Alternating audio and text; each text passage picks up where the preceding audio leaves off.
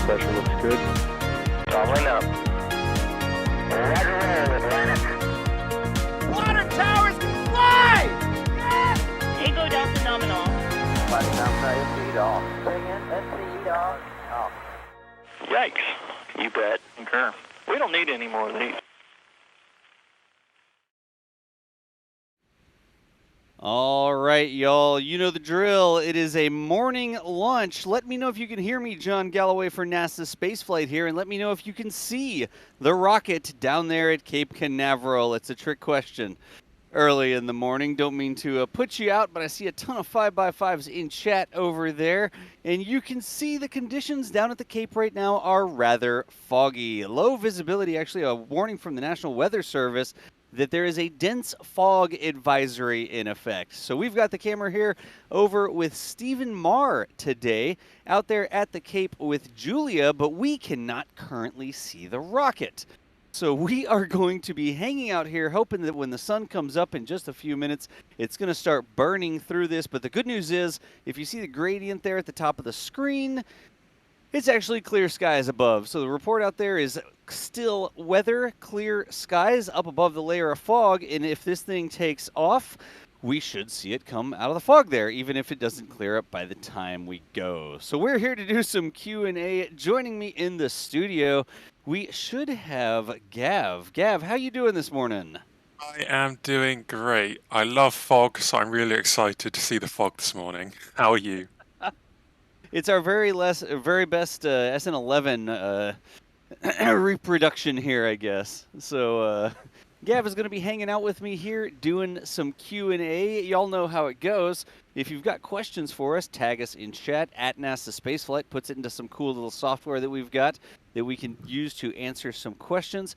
And then same thing with Super Chats. I already saw one Super Chat coming through from Wayne the Sane saying, have some coffee and donut bucks.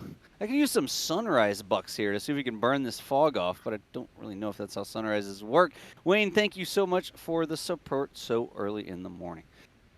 So if you're here, folks, again, really quickly, just apologize. We were trying to decide if we should go live or not with no views of the rocket. We did roll out our own camera to the Cape, but we were taking a few minutes there because we didn't want to go live if we were going to be able to see anything. But we figured, what the heck? We'll go ahead and go live and show you what we can see, which is fog. Also, out there at the Cape today, we should have Julia Bergeron on. Julia, do we have you on comms? Good morning, Doss. Guess what? We just heard a dragon burp, even though we can't see it. What? A dragon burped. It made noise, but I can't see it. But what? Good morning, everyone. I do see blue sky above the fog, so that is a good sign, right?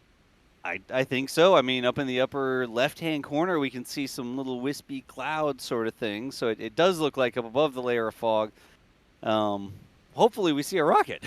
It's a very Vandenberg feel this morning, I guess.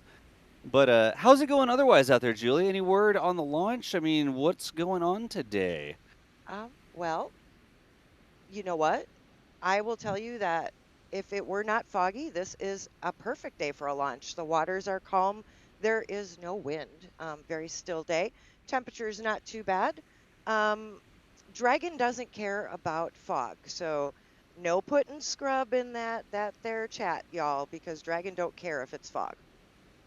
But yeah, there's a whole lot of media out here debating whether or not to put their cameras out yet. And I know that when we saw this rocket yesterday morning, it was good and dirty. It is B1058, so that was Bob and Doug's ride to space, otherwise known as the Worm.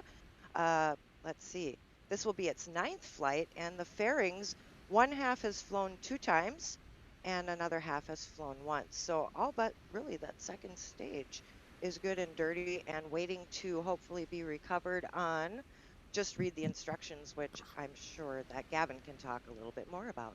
Yeah, and it's you saw me switch over real quick there, and if it's not the fog, apparently we've got a view from Fleet Cam here with one of the cruise ships coming into the port. So you can see over at the port, we've actually got a little bit of visibility. Can't quite see all the way to the pad right now. I mean, because there's a huge cruise ship blocking the view, but Anyways, Gav, those ships are starting to come back in and out again, aren't they? Are they operating normally? Yeah, I think cruise ships are operating from Port Canaveral on a limited capacity. I can see some people standing up the top there actually. Yeah, up on the top of the deck. Yeah, they're just in time for a rocket launch if the fog clears up. But above the cruise ship, you can see some clear skies and clouds there. So hopefully, Yeah, you can. as Falcon 9 launches through the fog layer, we might be able to get some good shots from Fleet Cam and other cameras out there in the field. Yeah, that'd be a heck of a place to watch from too, like the top deck of the cruise ship. I wonder how Yeah. long you can hang out after it docks. Like, do you have to immediately leave, or can you? Oh, I think they kick you off pretty quickly. Oh, come on. Oh, no, Gavin, that's a lie. Boarding Wait, takes what? forever. Boarding, like getting off that ship takes forever. It goes in waves, so they may be there until 9 a.m. just getting off. Oh, that really? ship. Oh, really? That would be a cool place to watch from, actually, like up on the deck of the ship. So, Fun Anyways. fact: if you go on a cruise ship, I always tell people make sure you go on the side of the docks. Forget waving to the people on the coast, okay? You got to go look down at the drone ships from there. oh, nice. Are the drone ships in today, or are they? What do we have in the port? Let's We have- have a look. Yeah, Gavin can let you know. We're expecting a special delivery this morning.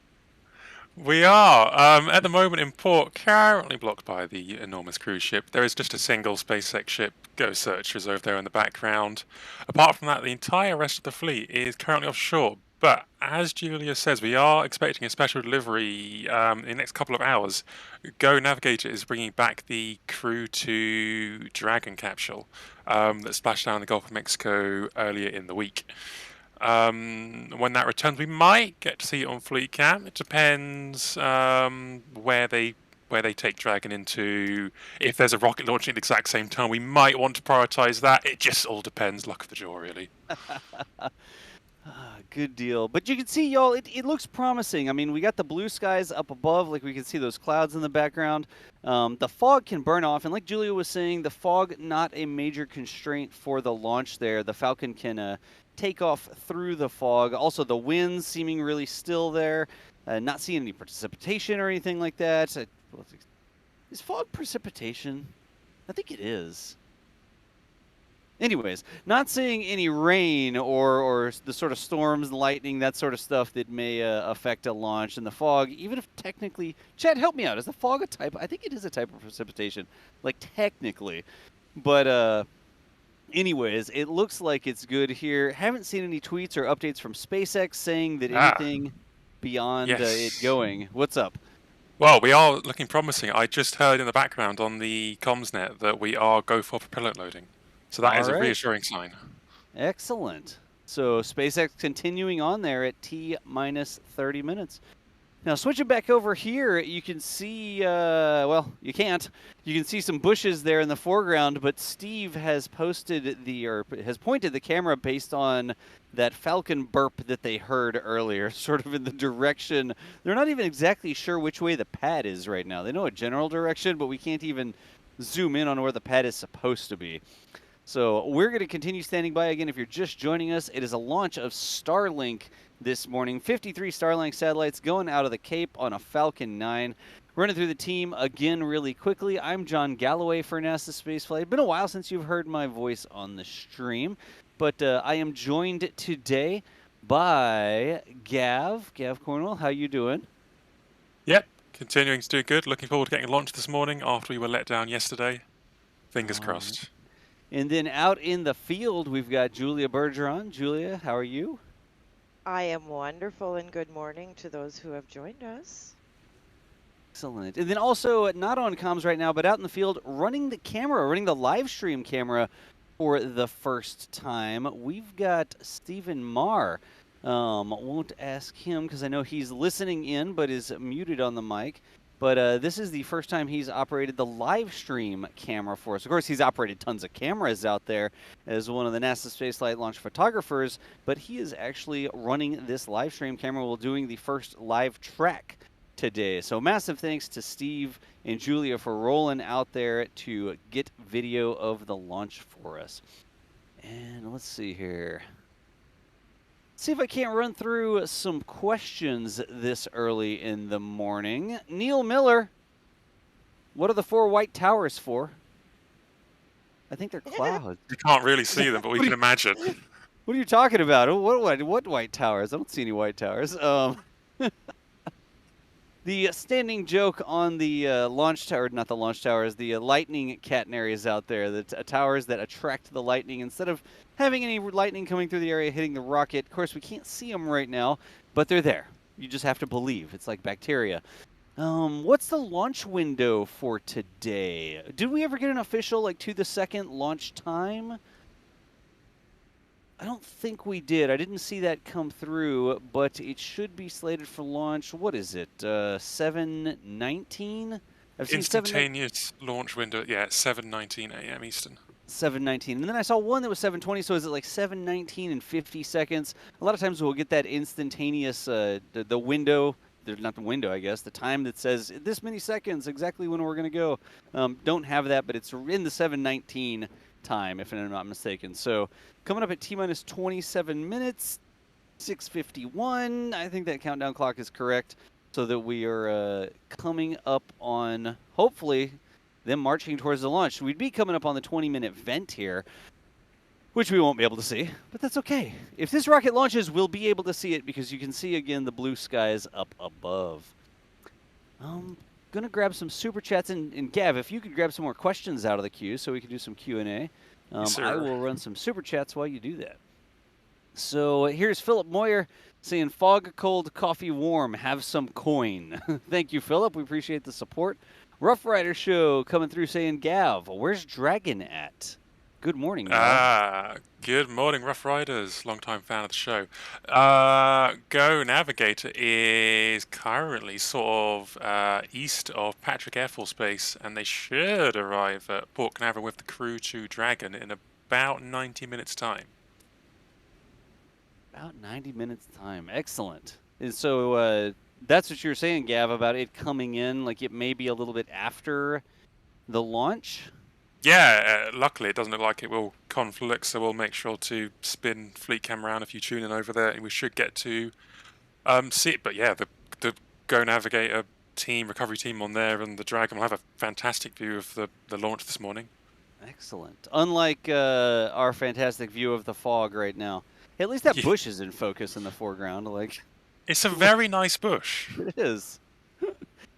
Have a little path in front of it or whatever. So, y'all, like we were saying there, asking about Dragon, of course, that's coming back from the crew mission that splashed down, and it's coming back aboard one of the recovery ships. And that will be visible here on Fleet Cam, not this live stream specifically, but we do have that 24/7 camera that is there at the Cape, actually at Port Canaveral. And when the ship comes in with the Dragon that came back from carrying astronauts to the ISS, that should be visible there on the Fleet Cam. So if you're interested, maybe one of the mods can get a link to the Fleet Cam stream. That's one of our 24/7 streams that we run on the channel here. Well, 24/7. That's right there on the 10. That's what the name says. So let's grab a couple more. Cat Herder Cam says, thanks for going live. Your commentary is always appreciated for us watching from the Cape. If I make it in time. Nice. Well, drive safe, Cat Herder Cam, and thank you for the kind words. Leatherman78 says, good work, y'all, and let's light this candle. We'll pass that along to SpaceX. If I had a button, I wouldn't press it because I wouldn't know whether the launch should be going or not. I think that's all on SpaceX end. But thank you so much, Leatherman, for the support. We've got Barbara Schellenberg saying, love listening to Julia. Sounds like you've got a fan out there, Julia. Well, good morning, and happy to hear from you. Excellent. Thank you for the support there, Barbara. And we've got JR. This should be enough for one coffee. Godspeed. Thanks, JR. We appreciate the support. You know, we never want to make it too much about, all they do is read super chats, but we're able to do this, roll the equipment out, pay for the broadcast uplinks, keep Fleet Cam running, all that sort of stuff because of y'all's support. So thank you so much for the super chats. You see an ad whenever you load the thing up. You retweet things. Like, however you support us, just thank you so much for making this possible. Got some questions there, Gav, as we continue to look at fog? Yep, we have some questions from DJ Tyler at NASASpaceflight. Is there any danger launching in the fog? Now, I think Julie touched on this earlier. I don't know if she wants to reiterate it. No danger going through the fog. Just like Vandenberg, fog is really not an obstacle. The things we'd want to worry about and need to worry about would be hazards like lightning and winds, like upper level winds, but fog, nah, no biggie. All right, good deal. I have another question for you, Julia, as the photography expert. And this one is from a Joshua Benjamin. I'm sorry if I said your surname wrong. With the Falcon 9, do we think we'll see a jellyfish effect this morning at 7:19 a.m. launch time? I hate to say it, but I think it's too bright for jellyfish. I'm sorry, guys. I was personally hoping for that, but it is too bright. The skies are too blue. Maybe we'll get a nice white contrail because of all the moisture in the air, but jellyfish is a little iffy. I can tell you all, maybe Steve can swing the view to what I'm seeing. I can kind of see where the sun's starting to burn things off to the east. But it hasn't quite made it our way. But Steve can show you. I mean, there's a little hope on the horizon over that way. Oh, yeah. Actual scenery. Yeah, Yeah, you there's an can. actual pole over there. Yeah. But that's not a rocket. Let me be clear. That is not a rocket. That is not the launch pad. Yeah, we can see that. It's sort of starting to burn through over there where the sun is. So hopefully the sun keeps coming up and just burns off that fog for us.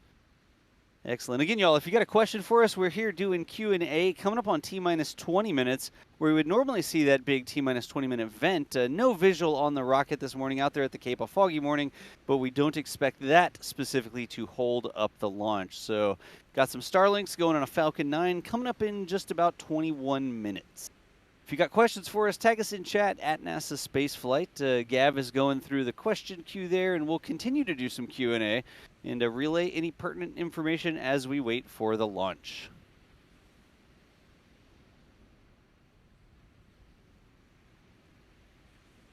Yeah, I have another question here from Will. Will asks, didn't they only used to launch 50 Starlink satellites? Now, they used to launch 60 Starlink yeah. satellites. Yeah, in a stack. 60 was the magical number. Then they previously took a few off that stack so they could add on some ride shares with various customers. And today they're only launching 53. I don't know if there's a reason. I'm not aware of there being any ride shares on top. So I'm not 100% sure why it's 53. Does anyone know why it might be 53? They only need 53? Well, I think they need several thousand, but maybe they yeah, need exactly. 53 right now. I'm like, that doesn't sound right.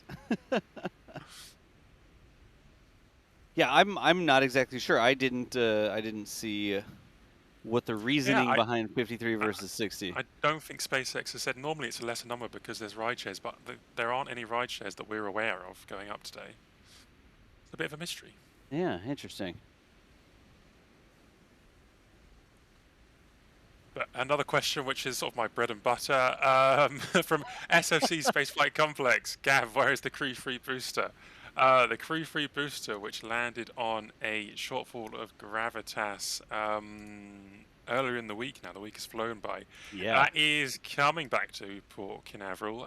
It's being escorted by Doug, one of SpaceX's new large support ships. It should be back sometime tomorrow morning. Haven't yet looked at the exact ETA this morning. It's been a bit of a hectic morning with the launch. But for now, let's say net Sunday, and we will check and update later on today. Hey, Gavin. Yes. How many days has Finn been out at sea? Oh my I know gosh. this answer. I know the don't, answer. but I think it's... Well, they went out there before Halloween, didn't they? Because it was meant to launch on Halloween. They were in position, so it must be at least 2 weeks and a bit. That's a long time. 19 days as of today. They must be running low on fuel and food at some point soon. Nah. You guys, they used to work like in the Gulf, moving around platforms. So a ship that size holds lots of fuel and lots of food. So they should be okay. Yeah, all right. Sweet. Well, they'll be coming back hopefully after today once this launches. They'll come back with just read the instructions, which is the landing platform today for the Falcon 9 first stage. So I do believe Stephen is now showing you the sunrise, which Aha. seems to be having a negative effect with the whole fog thing, y'all. Yeah, I look don't at that. know. It almost looks like the moon coming up, but that's how thick the fog is, huh? Yeah, I'm thinking more like Jupiter. Ah, But I'll, yeah, I'll accept Jupiter. You're right. That actually does looks like one of those otherworldly planets, right? that's what I kind of feel like we're on right now. Yeah. Yeah.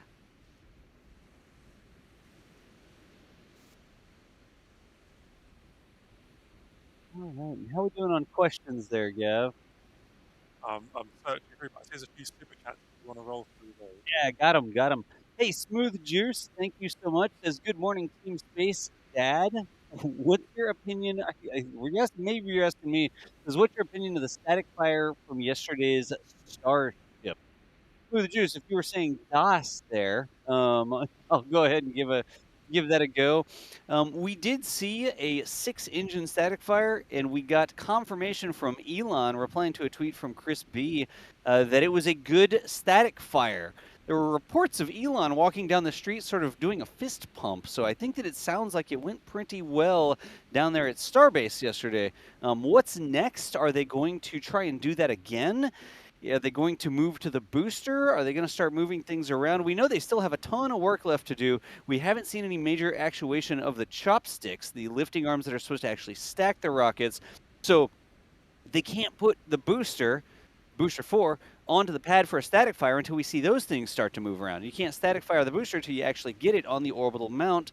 So we're expecting there's still sort of an order of operations we're going to have to go through there before we get to anything on the booster. Now, it is possible that they could try to repeat that test with the Ship 20, that S-20 that is actually there on the suborbital pad B at Boca, but not exactly sure. Have seen a ton of road closures come through, and are they gonna use next week some of those road closures for potentially another static fire attempt on Ship 20? Are they going to use that for other testing that needs to be done? We know there's still a ton of work to be done on the orbital tank farm, but there's probably some pressure testing and stuff like that that's going to need to occur, and we're going to be keeping an eye on it all week. If there's anything major, like another static fire attempt, of course, we know about those when Mary Boca Chica gal gets those warnings on her door, the overpressure notices.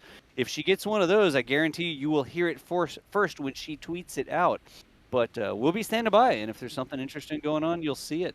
I mean, most of the day, if there's nothing interesting going on, you can see it on Starbase Live. We've got the 24/7 stream with, we're like up to 9 cameras at Boca right now. We have cameras all over the place. And if there's stuff going on, if we start to see, I hope that we see the actuation of those arms coming up shortly, where we see the big chopsticks, the Mechazilla, basically crane arms, the stacking arms, start to come to life and move around out there at Boca Chica. But a good question, one that I can certainly answer. I just got back from Boca myself, installing some new stuff out there. Actually added a camera to the fleet while I was there. And thank you so much, Smooth Juice, again, for the question that I can talk about for like 5 hours. Let's see here. Jati is a Red Team member joining the membership program there on YouTube. You get access to some different things, some posts like previews of videos that we get and stuff like that. If you're the upper levels of the suit or of the membership program there, you also get access to a Discord where there's like-minded space fans chatting. Of course, there's like-minded space fans chatting on Fleet Cam and Starbase Live all day, every day. So thank you so much for joining us there, Mijati. And Scott J. Media says, thanks for becoming a Capcom member. That's not actually what you said. That's just what the interface here says. But we appreciate the support at the Capcom level there. That is serious. And once again, the support really does allow us to continue the coverage here. Look at that shot. That's cool. That really looks like sort of otherworldly, doesn't it, Gav? Yeah, that looks really nice. They've got the sun reflecting down there, just between the perfect gap between those two bushes as well, Yeah. actually. Steve did that on purpose. He set up right there between the bushes. He knew. knowing exactly where the sun was coming up. But if you're just joining us, folks, again, we are live from the Cape. The view you're seeing right now is the foggy sunrise from our remote camera out there, operated by Steve Marr. Julia Bergeron's also out there in the field today. And then back in the studio, I'm John Galloway, and then you just heard the voice of Gav Cornwell. Standing by, coming up on 13 minutes now for a launch of a Falcon 9 with Starlinks on it. Now, even though we can't see the rocket yet, you can see the sun. This is just a low-lying layer of fog, not a constraint for the rocket. The rocket doesn't particularly care about the fog down here. SpaceX still marching forward with the launch right now, it sounds like. And if it does launch, Steve is going to have a really fun game of find and focus on the rocket, because it's going to come up out of that fog bank pretty quickly, and we should be able to see it here from their position. But that's what we're up to here today. Axie, go internet rocket, go. You're right. This is the fabled internet rocket. But panning back around there, you can still see I'm looking. I'm seeing if we actually see. Oh, there's something out there. Enhance. There's like pixels near the very middle of the screen that seem to be a building? What do we think that is?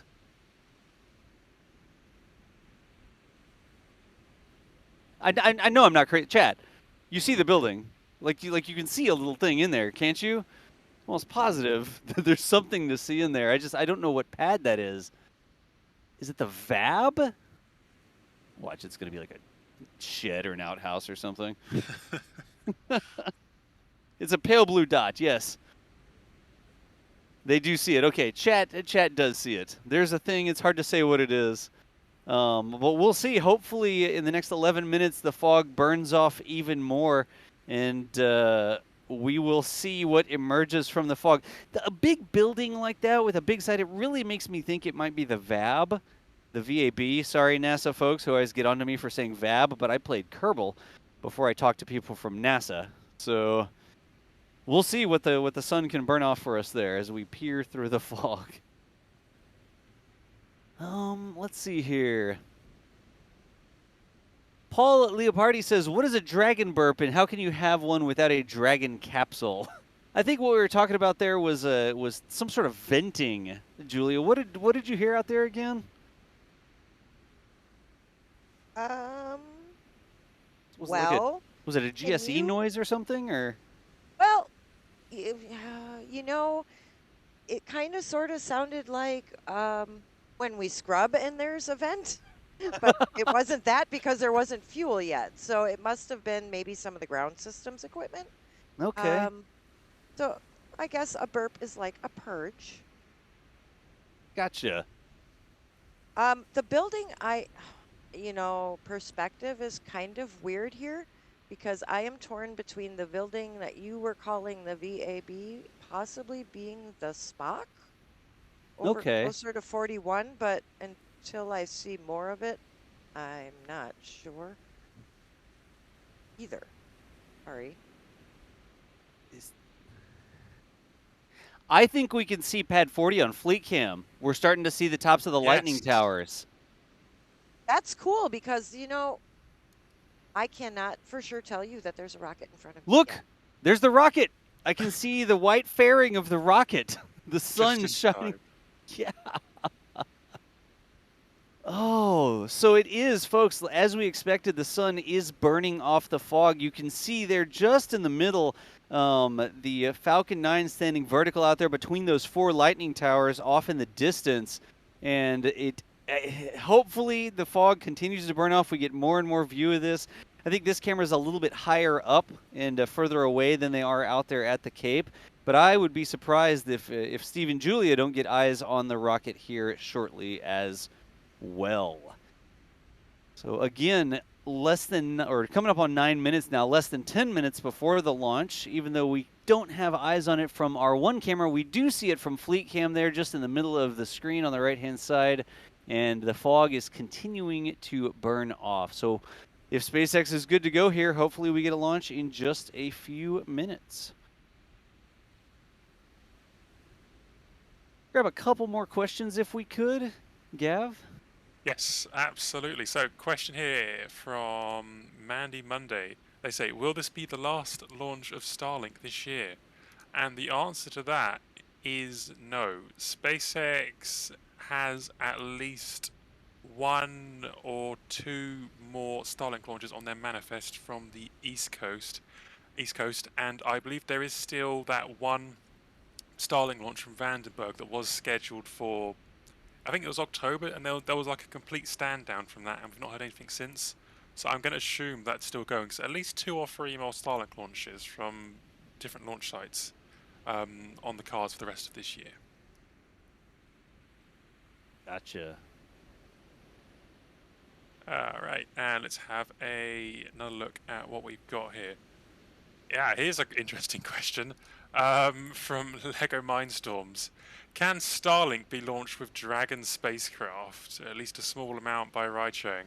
And the answer to that is no. When you put Dragon on top of Falcon 9, you cannot carry any form of traditional satellite. Maybe you could get a Starlink satellite in like the unpressurized cargo trunk of Dragon, but I don't see why you'd want to do that because Dragon goes in a completely different orbit.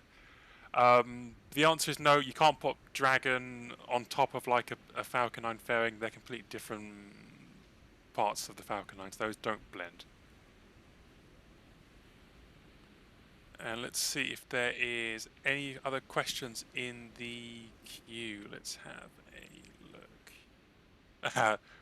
Good one here from Big Pod. Are you sure this launch is from Cape Canaveral Space Force Station and not from Vandenberg? Well, if you'd have asked that question about 20 minutes ago, I might not have been able to confirm, but as we can now just see the lightning towers on Fleet Cam on the right-hand side, I'm pretty confident we're looking at Slick 14. We are at Cape Canaveral.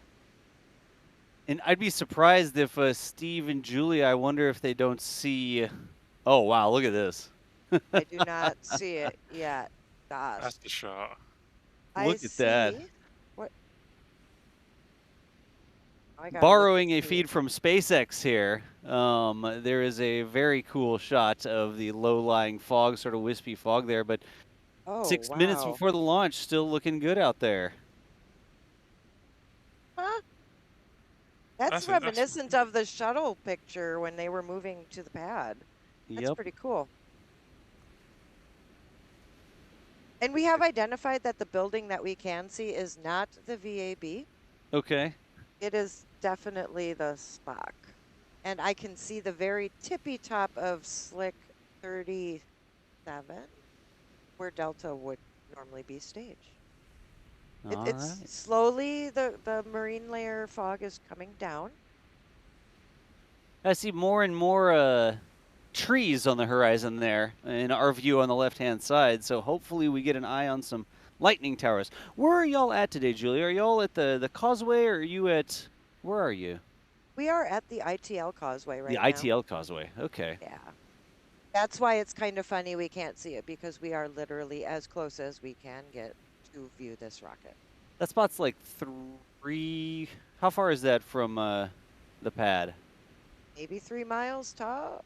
Yeah. I'd say 3 miles, yeah. It's every time I Google it, I think it's like right around 3 miles, right? Yeah. The good news is maybe with some of this lower fog, we might get some great sound, though. Okay. Hard to say. All right. So, folks, again, we're now under 5 minutes from the launch. Down there live from Cape Canaveral. Got a couple of R cameras deployed. Still dealing with that low-lying fog there, but you can see on the right-hand side, that's our fleet cam shot. And you can definitely see the lightning towers and just the glint off the top of the fairing there, it looks like. So we should be getting a launch shortly. Looks like Steve might have spotted some. Oh, there you go, to the right a little bit, Steve. We can see 2 of the lightning towers there. Right, then back to the left. Holy cow, it's the top of four lightning towers. There you go. Just over the fog. So, you know, the good thing here is that now Steve knows where to point the camera. Now I know where to point my camera. Yeah. Before we didn't know exactly where to point the cameras because there was no visibility to the pad, but just enough fog burning off there so that we can see the tippy tops of those lightning towers and we can point the camera in the right direction now. So 3.5 minutes before launch. I will ask really quickly, Julia, Steve, are y'all all good to go out there? Coming up on T-minus 3 minutes? Steve is giving me a big 2 thumbs up, and Excellent. I'm good to go too. All right. So let's see if we get a launch here this morning, y'all. Again, it's a Falcon 9. It's carrying 53 Starlink satellites. It's the internet rocket we've referred to it on occasion. I'm going to go ahead and put a pause on Super Chats and questions here as we approach T-minus 3 minutes. So we will hopefully see this rocket go here. Not hearing anything about it being scrubbed or anything at this time, but we will see what we get. Hopefully, like Julia was saying, we get some really cool sound here. So I am going to go ahead and bring up that field microphone. And Julia, just a reminder to step away a little bit so we don't get an echo there. I will certainly make sure to just use my kill switch, and you won't have to worry about me. All right.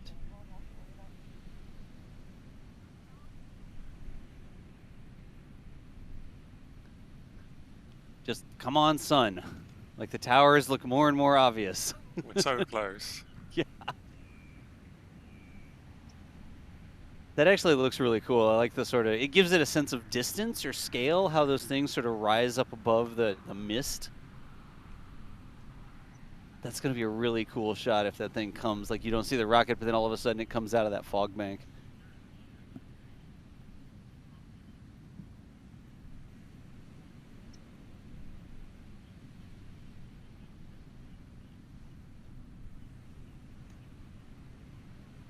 That's one of the interesting things we hadn't mentioned yet. This is actually the 9th time this booster has flown.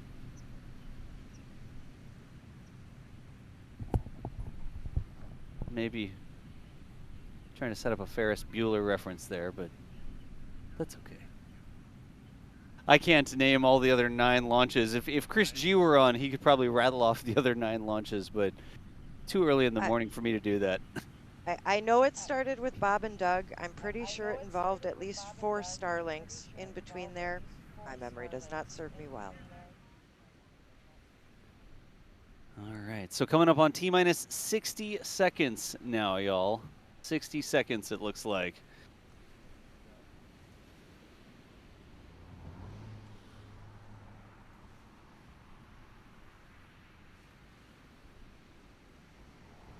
I'm convinced I can see the top of Falcon 9 on the left. I can, yes, I do think we can, yeah.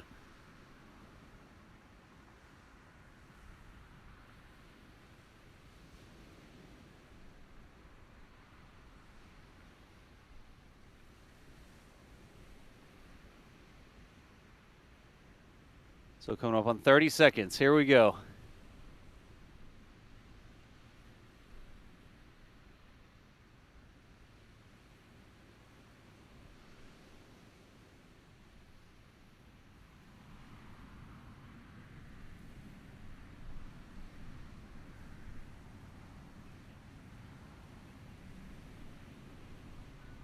And suddenly, right before launch, you really can see that fairing there, right there at SLC 40.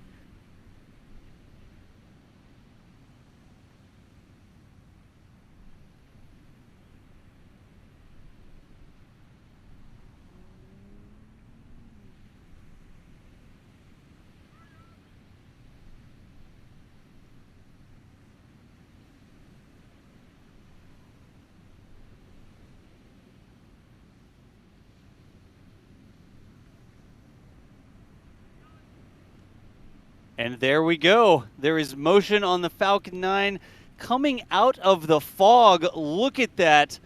On the dual view, we'll get the sound here shortly. Wow.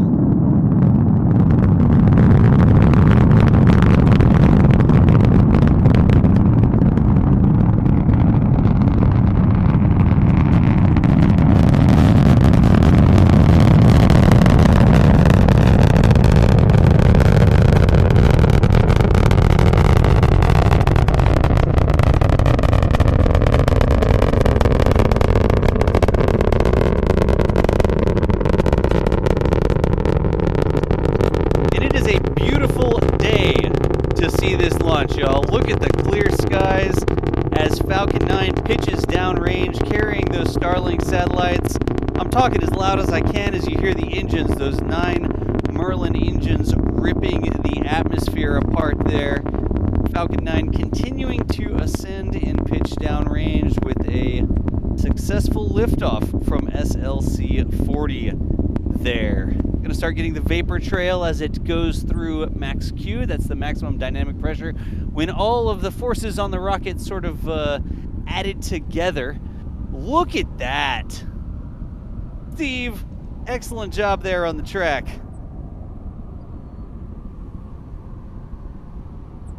You can actually see the exhaust plume start to sort of spread out as we get into the thinner atmosphere. There's less air pressure to make that pencil-thin flame or fire, and it starts to sort of spread out. You can see it quite obviously there on the shot. Everything looking good so far.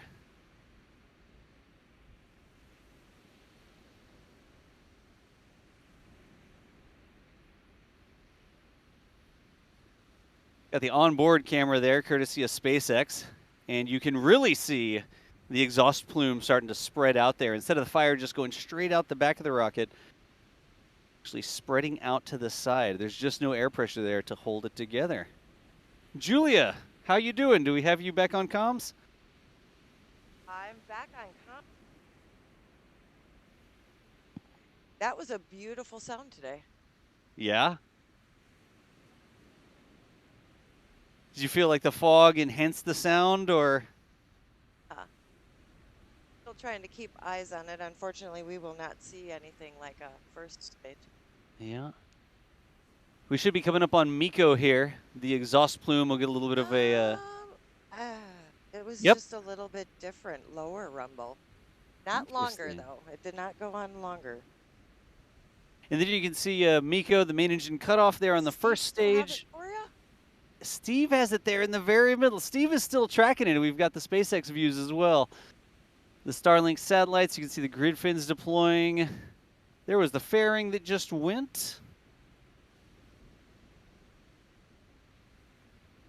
And we'll pop back over this way to see the fairing tumble behind the second stage as it continues on to orbit.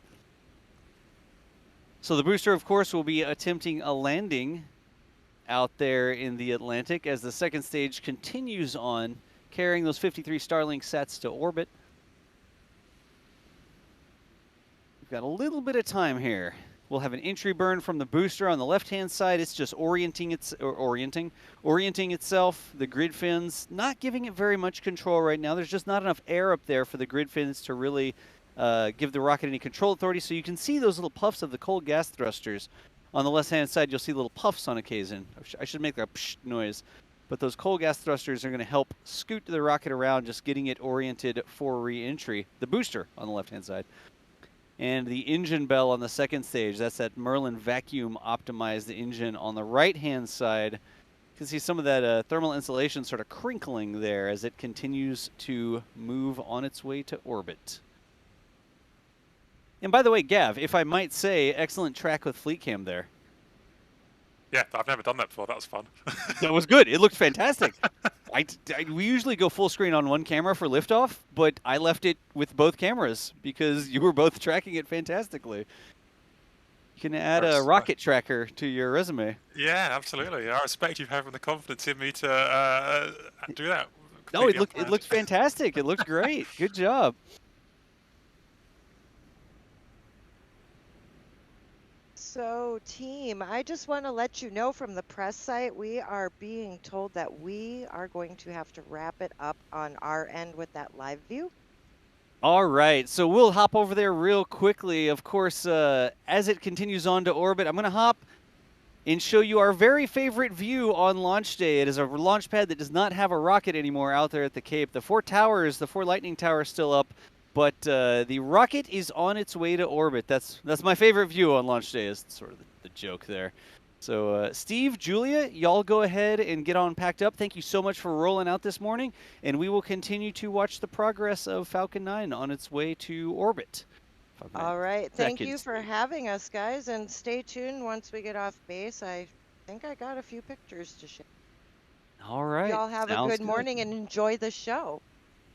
Again, y'all, massive thanks. Stephen Marr out there operating the live stream camera from the ITL Causeway this morning. And then Julia Bergeron out there as well on commentary doing some Q&A for us this morning when we have a successful liftoff so far of the Falcon 9.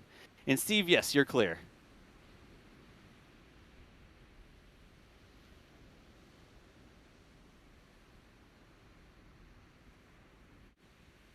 So coming up on the timeline to what SpaceX has labeled as entry, let's see if they're talking about the entry burn here. We may see a reignition on the left-hand side. The booster currently on a mostly ballistic trajectory, falling down towards the waiting drone ship off there, off the coast of the United States eastern seaboard.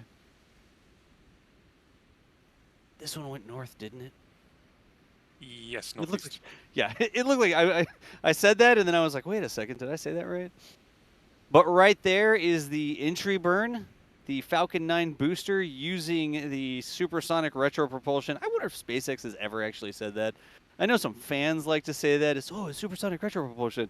I wonder if like the Falcon user's guide says that in it anywhere. But in any event, slowing down and using the engines there a little bit to protect the rest of the rocket from that atmospheric interface. Cold gas thrusters doing work there as well. You can see the gas thrusters firing. And the second stage on the right-hand side continuing on its way. Look how fast those clouds seem to be coming up. Yeah, Falcon 9's moving really fast at this point. Oh, and we lost I the jinxed it. link. I said it. Yeah. Said too much. Oops.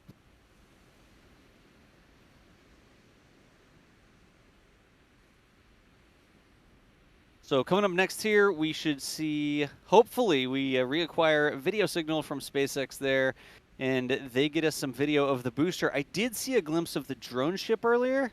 Yeah, there you go. See, I fixed it by talking about it. Yeah, there were some really fantastic views from the drone ship. The weather looks really nice out there, which I think has quite changed. It's been pretty terrible the last couple of weeks. Yep, it really does. So we should get, coming up next, the landing burn, the attempted landing. This would be the 9th landing of this booster on a drone ship. Oh, you can even see it there. Oh, you look at can that. see the drone ship. Yes. Hopefully we get a clean feed all the way down.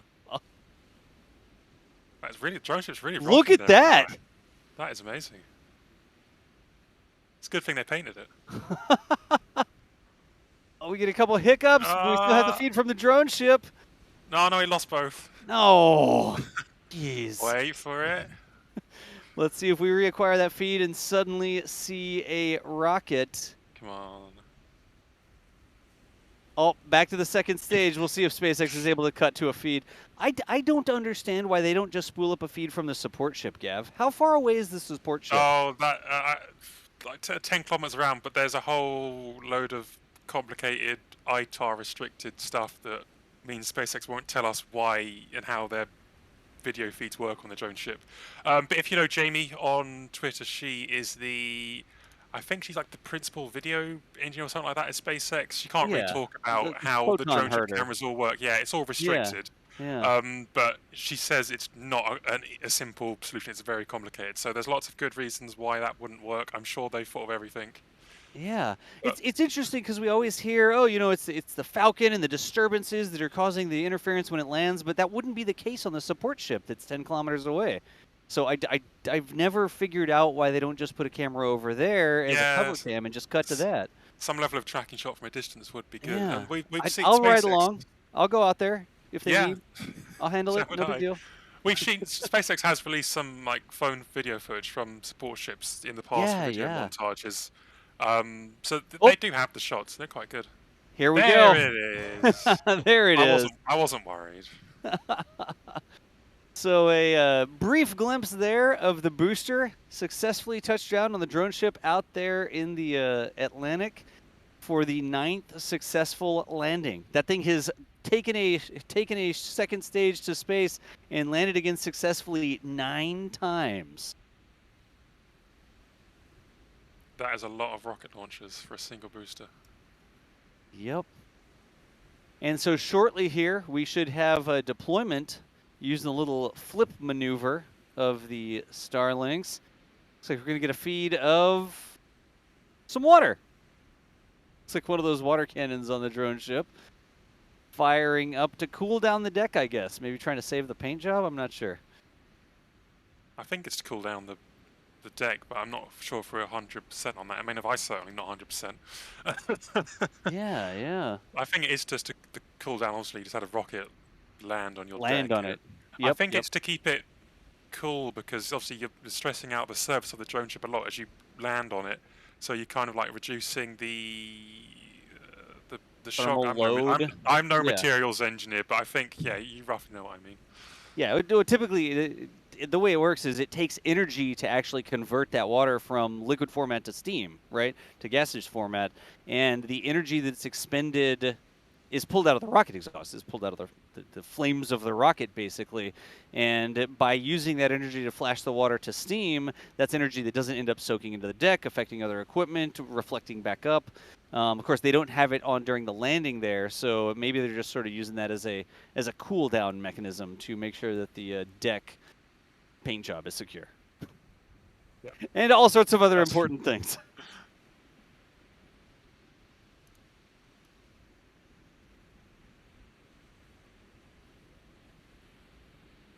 Do we have any more questions we should step through while we are waiting for the deployment here? It is going to be a little bit of time, a little bit of a coast phase here, but we usually stay up until they do a deploy on a Starlink, if I'm not mistaken. And I can read through the super chats that came in while we were doing the launch there. You roll through those, I'll find some questions. All right, sounds good. So Snotgarden says, how does fog affect the launch sound? Is it the opposite of a low cloud deck? And thanks for the awesome coverage. So Snotgarden, I can speak from experience. I've been out there a couple times, and I can tell you sort of qualitatively, like the way that I feel like it affects it. I haven't like looked at a audio graph or anything like that to say, oh, it rumbles more of the lower frequencies because of the... No, it seems like the fog gives a little bit more volume, a little bit more mass to the atmosphere, and so it conducts sound a little bit better. You'd think like, oh, there's nothing in the way, so the sound is clearer to get to you. But it's, remember, sound is like vibration through a medium, and you need to have something there to vibrate through. If it's just air, that's a certain density. If it's fog, that's a different density. And if you're in space where there's no air, the sound can't go anywhere because there's nothing for it to vibrate through. But just having that extra mass of the water vapor in the air tends to convey the sound a little bit more strongly, like it doesn't die out as much. So it sounds a little bit more... Vibrant's not really the right word, just like present, like meaty sound, because you're getting not as much. I don't really know the exact right way to say it, because there's probably like a soundologist out there who's like, oh my gosh, this guy has no clue what he's talking about. It sounds different though. It sounds like the air and the water in the air can carry the sound just like more solidly to your ears. How's that? Let's see here. We've got Elisar Priel here, says, appreciation for Steve's amazing track. Elisar, you are right. Steve did a fantastic job. That was not the first time Steve has tracked a rocket with a camera, but it was the first time that feed was live out there from the Cape with Steve operating our broadcast camera. So not only is that not Steve's normal camera, that's the first time he's done that live track like that and knocked it out of the park as we knew that he would. Thank you so much for the kind words. And Steve, one more time, I don't think he can hear us anymore because they had to pack up and get off the ITL causeway, but that was an absolutely fantastic job. Thank you so much. And looking like we've got a little bit of motion there. Remember how they deploy these Starlink satellites? They actually spin the stage a little bit, and then they just decouple a rod that's sort of holding them down. And the Starships the Starships. Yeah, we're coming up to deployment right now, actually. Yeah, you can see what I've been working on for the past ever. The Starlink satellites actually sort of shuffle off the top, just due to the motion of that rotation there once they get rid of that tension rod. So that should be happening shortly. I'm sure that's what the SpaceX presenter is saying there.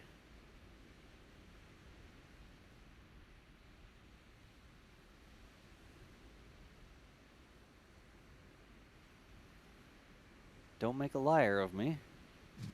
Pop the thing off so the Starlink satellites come off the top. Come on, SpaceX. Oh, yeah, there it goes. There we go. So that rod is sort of holding the satellites in a stack on top of the rocket, and that rod comes off, and the satellites literally just sort of disconnect. Yeah, they drift off. Exactly. Look at that view.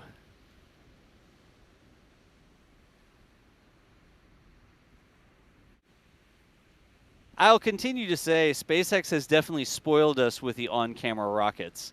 Sort of the company, the launch provider that really took the technological ability of the putting cameras on rockets and getting a feedback live and piping that into the broadcast and sharing that with everybody. Those are just amazing views that we get just about every single SpaceX launch.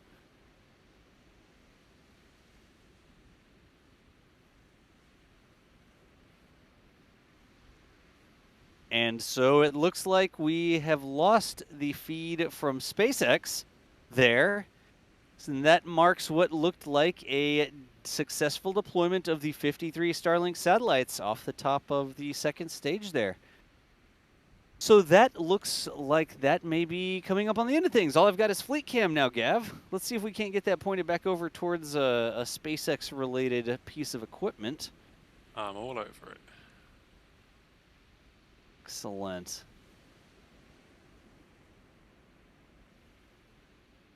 And I've got one more super chat here. It is relevant to Starship, so I held it till the end. Let me get this real quick from Celadon Hair Extraordinaire, saying, during the Starship static fire stream, you'll shared a lovely photo Mary took of the pre-burner test, but you haven't managed to find it on the NSF forums or Twitter. Any possibility that's being shared sometimes? Is that not, did Mary not tweet that out? Let me see here. I will look for you real quick. And of course, you could always go back to that broadcast. If you wanted to find it again, you could go back to that broadcast and scroll around the broadcast until you see it.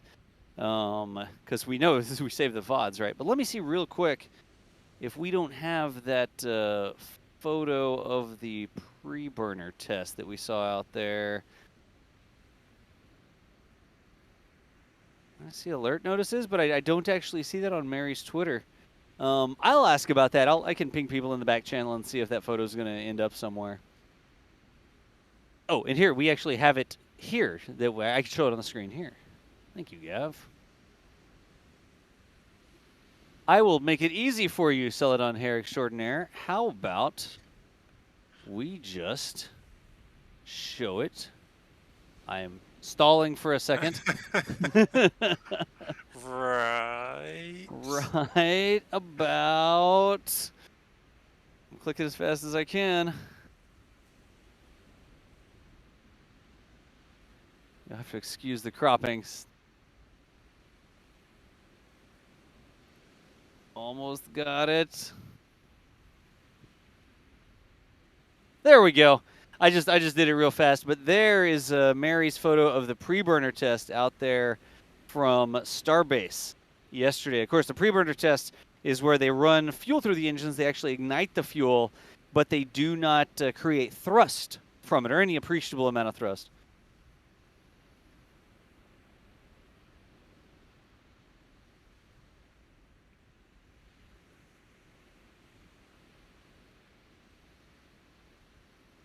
Good there. But hopefully that is good to go there. Took just a second to find that displayed, and I just sort of put it on the screen. And I don't know if that's been tweeted or anything like that, but I will see if I can't find it somewhere and see if Mary's going to maybe tweet it out today or something. But Celadon Hair Extraordinaire, thank you so much for the support. And folks, that is going to bring the coverage of today's Starlink launch, those 53 Starlink satellites heading to orbit, a successful deploy on orbit, it looked like, and a successful 9th landing on the drone ship out there in the Atlantic. We're going to go ahead and spool down our broadcast now. Really quickly, let's go around one more time. Thanks again to Stephen Marr and Julia Bergeron out there at the Cape, bringing us the live feed and commentary from the Cape. Also, thanks to Gav. Gav, thank you so much for hopping in today. Yeah, that was fantastic. That was my first time tracking a rocket with an NSF robot, so that was really exciting for me. There you go. Do we have like a time estimate as to when we might expect on Fleet Cam here the Dragon to come in?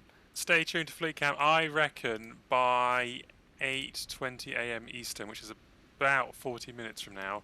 Okay. If I've done that conversion correctly, we should see Go Navigator and Dragon arrive in. So stay tuned to Fleet Cam for that. I will point the camera and do my best to film it. All right. So, folks, if you want to see that Dragon come in on the support ship, you can head on over to Fleet Cam. One of the mods, get a link to Fleet Cam into chat there so people can figure out where that stream is. It is, I mean, you just click the NASA Spaceflight logo in the bottom left of the video, and that'll bring up all of our live streams, Starbase Live and the Fleet Cam video. But if you want to see that coming in, Gav's estimate is about 40 minutes to see a Dragon capsule coming all the way back from the International Space Station to Port Canaveral there on Fleet Cam. And lastly here, my name is John Galloway, waking up early this morning. It's been a while since I've done one of these, but it looks like it went pretty well here this morning. Gav, thank you so much for the help. Yeah, 10-4, pleasure to be here. All right. Well, folks, like I said, you can continue watching Fleet Cam if you want to see that Dragon come in. That link should be going through chat now. Or if you're interested in what's going on over at Starbase, of course, we have our 24/7 Starbase live stream coming up. I think we're almost up to like 8 or 9 cameras out there now. Every time I go, I install more things. We've got some cool upgrades and stuff. Gav, we almost have like a Fleet Cam out there I think I shared with you yesterday. Yes. Did you ever post that? No, we've got that, what did I call it? It's a channel cam because it's actually across the ship channel over there. But that was, I'm going to bring, something. Because we just brought that camera up, I'm going to bring it up real quick. Whatever. We're supposed to shut down the broadcast, but see, I'm in charge of the broadcast, so I can show a video if I want. Let's see here. Channel cam. Yeah, there it is. All right. The link. I'm going super fast here, y'all. I just installed this camera at Boca, and we added it to our constellation of Starbase Live cameras. Are we calling it a constellation now? Yeah, constellation. Let me see here. There we go. Over to there. Let's line it up roughly correctly. The logo's cropped a little bit, but that's okay. Y'all get it. So this is a video from a couple days ago. I was testing out the new camera. That is a view of Starbase from across the Port of Brownsville ship channel there. But why is it sort of a Fleet Cam? Well, because every large ship that enters or leaves the Port of Brownsville is going to go right through the shot there. Gav, what type of ship is this? Do you know? It's like I think it's some level of bulk carrier. Bulk carrier? Yeah. It's very long, whatever it is. It just keeps going. This is like 3x speed as well, so it was passing by that the channel cam. We called it because it's looking across the ship channel there. But that is another camera we've added to Starbase Live out there. It's got tugboats and all. Look at this. So anyways, I guess I figured I'd show that real quick because we just got that online the last couple days, and you'll see it make appearances over on Starbase Live. But now I'll go ahead and actually shut down the stream. Gav, one more time, thank you so much for joining me here today. Folks, thank you so much for watching. It's always a fantastic day to see y'all show up in chat, asking cool questions. We appreciate the financial support as well, whether you're doing the super chats or you're joining the membership program, letting ads roll, whatever it is. Everything y'all do to make these streams possible, we absolutely, positively appreciate and would not be here without you. But for now, I've waxed poetic enough. We will see y'all later. Be looking over here on Fleet Cam for that Dragon to come back. And over on Starbase Live, if there's any testing or anything like that, you'll see it there. Rollouts or whatever. But I'm going to go ahead and sign off, and we will see you nerds later. Thanks for watching, y'all.